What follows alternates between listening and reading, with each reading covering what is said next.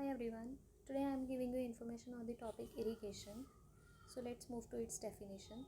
Irrigation or irrigation means washing the eye or eye wash or RL wash. All these are the names of irrigation. These are also known as irrigation, washing the eye wash or RL wash. RL wash name is used because RL is a solution whose full form is the ringer lactate, which is used to wash the eye. So this is the ringer lactate. RL is a solution which is used to wash the eye. This hole is the setup of the patient by which we can wash the eye of the patient. Next one, indications. Now why there is a need to wash the eye of the patient? First of all, to remove the multiple or single foreign bodies from the eye. Now the foreign body means those things which get enters into the eye from outside. For example, if a patient is going outside the home, any kind of dust particle get enters in the eye, then we will consider it as a foreign body. Sometimes the persons which are working in the iron and steel industry, the particles from while doing the welding, while doing their work, some iron particles get enters into the eye. We will also consider them as a foreign body. So while removing the multiple or single foreign bodies, eye wash procedure is used sometimes. Next one, in case of any chemical injury, if any chemical get enters into the patient's eye, then eye wash is used. In case of any alkali and acid solution, if any alkali or the acid solution enters into our eye, then it may cause serious damage to the cornea and the conjunctiva, which results in the long-term loss of vision. Now what is cornea and the conjunctiva? Here, as shown in the diagram, this one is the cornea. This is a transparent layer that covers our iris as well as the pupil. This colored part is the iris and this blackish part is the pupil. So that is known as cornea. Okay. Now here, outside the cornea, for example, this one is the cornea, and outside the cornea, tear film is present. Okay, a liquid is present inside our eyes, which consists of three layers: mucus layer, watery layer, and oil layer. All these three things get damaged when any foreign particle or any acid, alkali, chemical enter into our eyes, and they cause damage to the cornea. Okay, and sometime after damaging the cornea, they also cause damage to the conjunctiva. Conjunctiva is present here. Here the redness takes place and it gives severe irritation to our eyes. When this layer disturbs, then it gives severe irritation, burning, itching, watering. All these things takes place in our eyes. Why to do? Now why to do irrigation? Irrigation of the conjunctival sac is an emergency treatment. It is an emergency treatment because if any chemical get enter into the patient eyes, then it gives severe damage to the vision of the patient. The sooner the chemical can be diluted and removed, then less likely to there be the damage of the ocular surface. As soon as we will remove the chemical from the patient eye, then there will be less damage to the ocular surface of the patient's eye. Ocular surface is basically the surface of the eye, which I have explained: the cornea, the three layers, and the tear film. Next one, irrigation may save the eye after chemical injury. So, for the foreign body removal, a minute irrigation should be sufficient to remove any foreign body. If any foreign body get enters in the eye, we will give the irrigation for 5 minutes, 2 minutes, as we will remove the foreign body from the patient eye. Next one, for severe acid or alkali burns, if any acid or alkali burn takes place in the patient eye, then the irrigation should be continued for at least 15 minutes.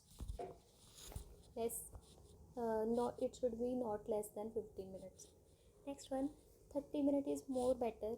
It is advisable to continue to irrigate acid and alkali burn injuries for further 12 to 24 hours by setting up a saline drip to continue to gently irrigate the eye. If there is a lot of alkali or acid burn, then it may be continued for the 12 to 24 hours. A setup should be done because it should not be done for the 12 to 24 hours with the hand. So a saline and the drip get settled to irrigate the eye. Continuation of irrigation should be done. Now you will need, what you will need, a large syringe or with a pouring spout such as a feeding cup. A large syringe may be needed, or we can also take the bottle of the NS as I have shown. Irrigating fluids like NS, normal saline or ringer lactate. Next one, local anesthetic drops, for example paraquin, because sometimes severe condition takes place in the patient eye, so that the patient is not be able to open the eye. So first of all we will have to numb the eye of the patient so that he or she can open the eye. Towel or gauze swabs, these are the earbuds or towel we need. Lid retractors, these are rarely used. A ball or a kidney dish, so that the waste water get collected inside the kidney dish. Next one, method is instill the local anesthetic drop. First of all we will put the paraquin drop so that the patient does not feel any kind of pain. The patient's eye gets numb because of the local anesthetic drop. Next, with the patient lying down, protect the neck and shoulder with a towel or a sheet. Cover the neck and the shoulder of the patient with a sheet or a towel. Place the kidney dish against the cheek on the affected side with the sideways towards it. So when we are doing the right eye, then we have to put at that side the kidney dish so that all the water get collected in the kidney dish. And when we are doing the right eye of the patient, then we have to set up the kidney dish or the setup like this so that all the waste water get enters into it. Fill the feeding cup or a syringe with the irrigating fluid and test the temperature on your hand. Now fill the irrigating fluid and then check the temperature so that it should be okay for the patient. Then we put inside the eye, or we can also take the bottle of the normal saline with a normal temperature.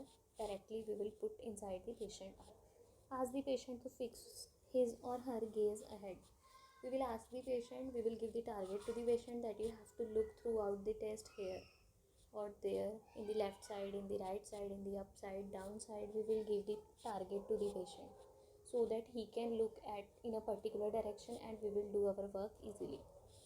Next one, this is the setup of the patient.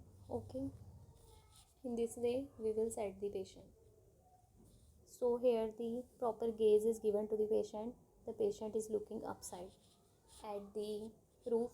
The patient is looking, and the saline water or eye wash is done by the examiner by holding the upper lid with the index finger. Okay, next one, open the eyelids. Now we are supposed to say the patient to open the eyelids. If necessary, gently use the eyelid retractors. We have to open the eyelids with the index finger only. Sometimes someone use, sometimes it is rarely needed retractor to open the eyelid of the patient. Pour or syringe the fluid slowly and steadily, no more than 5 cm away onto the front surface of the eye inside the lower eyelid and the upper eyelid. So the distance from here to here should be 5 cm. Okay, it should not be less than 5 cm. Next one, if possible, invert the upper eyelid by using the earbud to access all the upper conjunctival forelegs. Now here, if you can see, the surface of the eye is visible. Okay, if any kind of foreign body will be present here, so we can identify it. But sometimes the foreign body may be at the eyelid, maybe at the upper eyelid or maybe at the lower eyelid. We can easily see the lower eyelid, but for seeing the upper eyelid we have to invert the lid of the patient. So we can use the earbud for this and then twist, ask the patient to look down and then twist the upper eyelid of the patient, and then identify here if any kind of foreign body is present here, then we can remove it by washing the eye. Okay, upper conjunctival fornix, this one is the upper conjunctival fornix. Okay, so we have to find out if there is any kind of foreign body present here, we have to remove it. Let's move to the next. Ask the patient to move the eyeball in all directions. Ask the patient that he can move the eyeball in the left direction, right direction, up direction, down direction, and we will keep our irrigation maintained. Wash the eye properly of the patient from the left side, right side, up side, down side. Okay, so any kind of foreign body is present here, then it can be removed easily. Next one, check and record the visual acuity when the procedure is maintained. Okay, so at the last of the procedure, when the patient feels comfortable, once check the visual acuity of the patient. Visual acuity means what is the vision of the patient, what he can read, 660, 636, 624. Read the chart of the patient. Is the patient is the vision of the patient is maintained or any vision loss is noticed. Okay, if possible, then take the pinhole vision because it gives the maximum vision.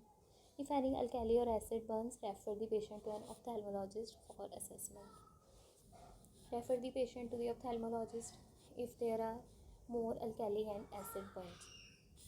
Thanks for your patience listening.